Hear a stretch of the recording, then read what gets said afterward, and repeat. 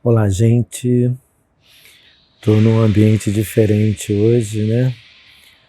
E bom dia e bom ano novo. Hoje é dia 1º do primeiro mês do ano de 2024. E estou aqui para dar continuidade aí aquelas apresentações, né? Chegamos àquela parte de identificar os elementos que estão vibrando sobre cada um no período atual. Só que de nada adianta, né, ter as informações de quais são os elementos numerológicos se não tem noção do que eles são, na verdade, suas propriedades, seus sentidos, seus sentimentos, né? E daí resolvi hoje gravar aqui um plágio. Isso, um plágio de uma história que pode-se dizer que todos conhecem, só que eu plagiei e montei, né? Fiz uma adaptação, de modo que com essa adaptação, com o exercício de imaginação, seja possível vocês constatarem, assim, até mesmo filosoficamente, como é cada um desses elementos primários. Porque a gente tem que começar pelo princípio, né? E o princípio é o primário, que são as unidades de 1 a 9, ok? Tem aquele zero, enfim. Então eu vou jogar a vinheta de qualquer maneira, mesmo estando aqui na parte externa, né? Estou na rua, estou em campo, estou numa praça próximo da minha casa. E vamos lá, vamos continuar.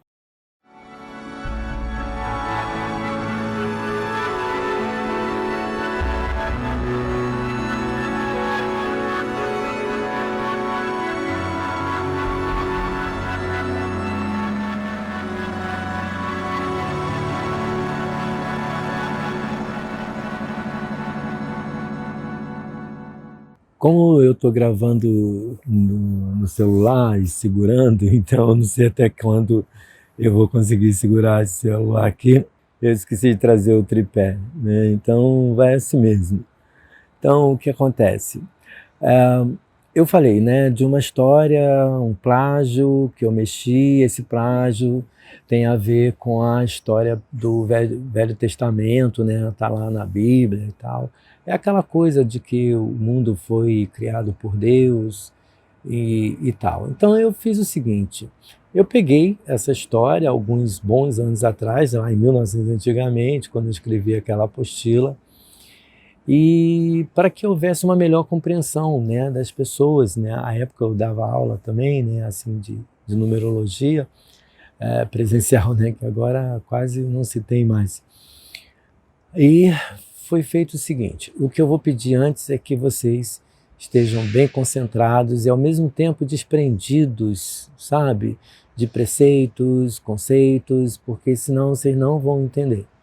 Para que se seja ou para que se faça algo dentro de um mundo esotérico, místico, não deve ter nenhum tipo de preconceito, nenhum tipo de conceito, pois se assim houver, o que pode ocorrer? Não constatar, não perceber a verdade como ela é, né? Eu posso ter os meus valores, meus princípios, mas isso não significa que os meus valores e os meus princípios eles são absolutos. Pelo contrário, o trabalho da numerologia, a astrologia, é até criar uma linha de identificações, individualismo não, encontrar o indivíduo como ele é a individualidade do ser. E isso é possível, desde que saiba ter esses desprendimentos, né? Por exemplo, se você é católico e não acredita no umbandismo, se você não é gay e não acredita que haja a possibilidade de uma pessoa ter um outro gênero, senão o masculino ou feminino, então isso tudo vai complicar. Você não vai conseguir ver aquilo que está, às vezes, muito claro ali, né? Uma coisa que também é muito importante é entender o seguinte: a maioria tem aquela máxima, né? Conheça-te a ti mesmo. Por quê? E acho super importante essa máxima, porque na verdade nós não nos conhecemos. Na maioria das vezes a gente até acha que se conhece, né? Nós temos máscaras, nem todos, mas uma boa gama das pessoas no mundo, elas têm a sua persona, ela tem a sua máscara. Muitas das vezes nem ela sabe que usa essa máscara, que faz parte da vida dela, essa máscara. Muitas vezes as pessoas falam assim, não, eu me conheço plenamente. Mas aí não é tão verdade assim, pode ser, sabe? Então a numerologia tem o quê? Buscar o quê? Buscar o indivíduo como ele é, né? Tentar mostrar para ele, às vezes, o que está no inconsciente. Nós temos coisas que realmente temos inconsciência muito clara em nós, mas temos coisas que não. Temos coisas que ficam muito distantes da nossa percepção, sabe? Do nosso espelho. Daí, muitas vezes, as pessoas falam assim, fulano é assim, é assado, e o fulano fala, não, eu não sou assim, não sou assado, tá louco? Tá vendo isso aonde? Às vezes ele não vê e outros veem, entendeu? Então, é isso. Então, vamos lá. A história começa assim. Deus criou a natureza. Criou todas as formas, as espécies, né? Os animais, as árvores, né? A flora, a fauna, não é isso? Criou tudo, né? As águas, enfim. Mas também criou Adão. Adão era o quê? O primeiro homem. Era o único na espécie, de uma espécie que até então poderia se dizer que era pensante, né? Era inteligente. E Deus deu ali o mundo para que ele cuidasse, para que ele explorasse. E assim o fez. Isso se foi, né? Deixou o Adão com aquele mundão a fim de quê? De explorar os caminhos, criar trilhas. Então ele era um desbravador. E realmente ele começava a caminhar, desbravar, mas sempre procurando chegar em algum lugar, né? Realizar alguma coisa, conquistar alguma coisa nessas buscas. Mas nada conseguia.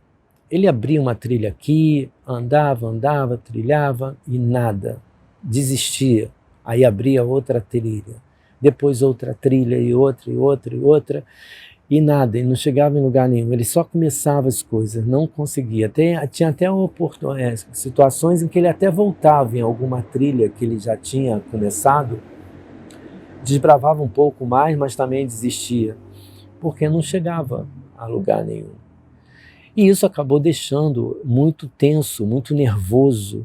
E os instintos de único, de ser o único isso, o único aquilo, começou também a deixá-lo com certa prepotência, com arrogância, com sentido de autoridade, chegando ao autoritarismo, sabe? Tendo um espírito dominante, querendo dominar as outras espécies, dando ordens, é assim, é assado, faz assim, faz assado, como se as outras espécies o entendessem, né? E sei que isso foi deixando muito, mas muito alterado, violento, arbitrário, enfim. Deus, da onde estava, percebe o seguinte, opa, tem alguma coisa que não está batendo. Porque eu, quando criei o Adão, eu criei o Adão na minha imagem e semelhança. E eu não sou assim, disse Deus, né? Eu não sou assim. Então, peraí. Aí Deus parou, matutou e falou, acho que eu sei qual é a razão. Tudo isso é por conta de que as outras espécies tinham seus pares e o Adão não. O Adão era singular, só tinha ele na espécie dele. Enquanto as outras espécies tinham lá as suas parcerias, até uma árvore, tinha uma árvore macho e uma árvore fêmea para que a fêmea pudesse dar fruto, né? Então havia de tudo, de todos os tipos de casais, né? Da combinação de gênero e tal, de gênero sexual. Aí Deus resolve fazer o seguinte, eu vou construir um outro molde, então, igualzinho a ele, que aí ele vai se entender, aí ele vai ficar em paz, porque vai ter um outro igual. Aí Deus começa a moldar, né, uma nova forma humana, né, desenha, ele esculpe, né, esculpe, né, ele faz uma escultura de uma outra forma de vida que seria semelhante ao Adão. E aí ele faz, né, do mesmo jeito. E aí, na hora que ele vai dar o sopro da vida, ele tem um insight. Opa, peraí. Se um Adão já me deu esse trabalho todo, imagina dois iguais. Não, não, não, não. Deixa essa aqui quieta que eu vou fazer um outro molde e vou modificar algumas coisas. Nessa modificação, ele modificou a parte corpórea, né? Ele salientou alguma parte peitoral, ele mexeu o que tinha aqui para fora, ele botou lá um negócio para dentro, enfim, né? E assim ele faz o corpo feminino, tem o corpo masculino do homem, Adão, e depois ele faz o da mulher, feminino. E aí ele também bota sentidos nesse corpo segundo, né? Nessa segunda forma que ele faz. E ele dá o sentido do cuidado, da passividade. O que ele põe nela? Ele põe ali, olha, eu preciso que essa pessoa vá e eduque o Adão para que ele não seja daquele jeito. Ou reeduque o Adão, né? Cuide do Adão, pacifique o Adão, entendeu? Esteja a serviço do Adão, né? Ou seja, ela seria subserviente do Adão. Seria isso. Mas ela vinha com algumas qualidades, né? Qualidades pessoais, individuais, que era do cuidado, era da pacificação, da educação. Ela vinha com alguns sentidos intrínsecos. E aí Deus ia dar o sopro da vida a Eva, no caso, que é o número 2, mas aí ele se toca que ele tinha uma outra forma, que ele tinha começado, ele tinha até terminado a outra forma, só que na hora que ele ia dar vida, que ele se tocou que não seria interessante ele fazer isso. Aí, mas ele, por outro lado, ele pensa assim, mas eu também não posso destruir essa forma que está pronta. Então, aí ele, com o poder que ele tem, ele pega aquela forma, que seria a igual ao Adão, e esconde dentro de Eva. Ele esconde aquele dentro de Eva e dá vida a Eva. E vai. Adão encontra Eva. Só que Adão encontra Eva do jeito de Adão, que poderia se dizer egoísta, dominante, né? Nos nossos contextos machista. Então, assim ele encontra Eva e domina ela.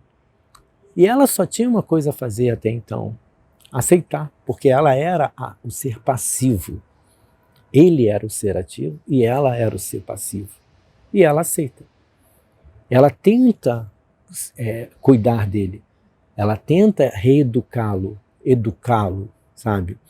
Mas ele é ele. Ele tem o valor do único. Não, eu que mando, eu que isso, eu que aquilo outro. E aí, através dela, ele sente uma atração física e se vê excitado e parte para cima da Eva e explora a Eva, consome a Eva como um objeto. E aí consome e vai para suas explorações, vai para suas iniciativas, vai sabe-se lá para onde, né? E aí Eva fica sendo só isso, só o serviçal e tal, só a subserviência mesmo, né? O capacho de Adão. É o que chega para satisfazer e não está nem aí para a satisfação dela. Só que chega um momento que ela também fica muito insatisfeita, porque ela não tem satisfação de nada, né? Nenhum tipo de prazer, nem de diálogo, nem de companheirismo, de parceria, nem de prazer sexual, nem de nada, sabe? Aí Deus, da onde estava, percebe que ele ainda não acertou. Ele, caramba, também não é isso. O que eu queria é que os dois se entendessem e fossem complementares, se eles se complementassem, fossem companheiros, né, se harmonizassem. Aí ele para tudo, Deus para tudo, congela tudo e faz o seguinte, vamos fazer o seguinte, já que ela está sofrendo tudo isso, eu vou dar um direito a ela, vou dar um prêmio a ela, que é o de ela poder ser deusa, dela poder criar, dela poder gerar. E aí ele dá o útero que ela não tinha para que ela pudesse fecundar. E aí ela fecunda, sabe? Aliás, aí ela tem mais essa, digamos, virtude, qualidade, segundo Deus. E vai. Só que Adão continuou sendo Adão. Entende? Adão continuou sendo Adão. Entretanto, nessa de ir e vir, ir e vir, ir e vir, ela acabou realmente engravidando. E ela engravidou, teve o bebê, né, teve o filho. Deus volta e fala assim, sim, agora deve estar tudo certinho. Por quê? Porque agora foi gerado o terceiro elemento, que é o que faz a figura geometricamente perfeita, a primeira figura geometricamente perfeita, que é o triângulo, certo? E no triângulo o que a gente tem? Tem uma forma, é como se fosse, né, tem uma linha, outra linha, quando eles se encontram, né, eles fecham um grupo, eles fecham uma forma. Não é isso? Então, o elemento 3 traz essas coisas, traz a forma, traz a conclusão, que é o resultado. Né? É o resultado entre o 1 e o 2. Né? É o resultado de um acasalamento.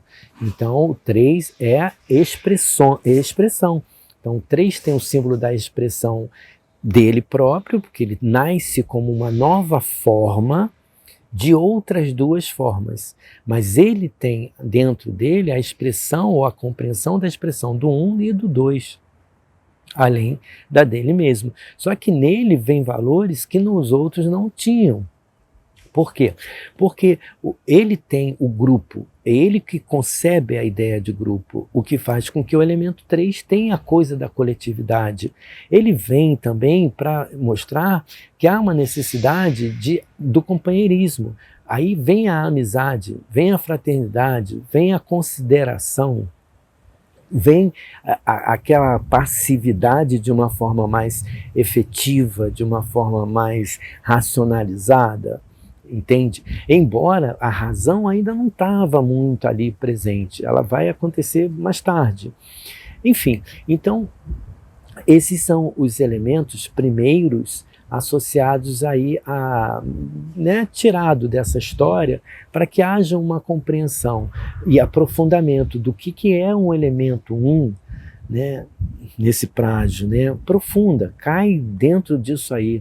Filosoficamente, analise, pense, reflitem sobre isso, como a pessoa no elemento 1, e depois faça o mesmo no elemento 2 e no elemento 3. Porém, vai ser muito significativo para uma melhor compreensão entender que a vida é um processo progressivo.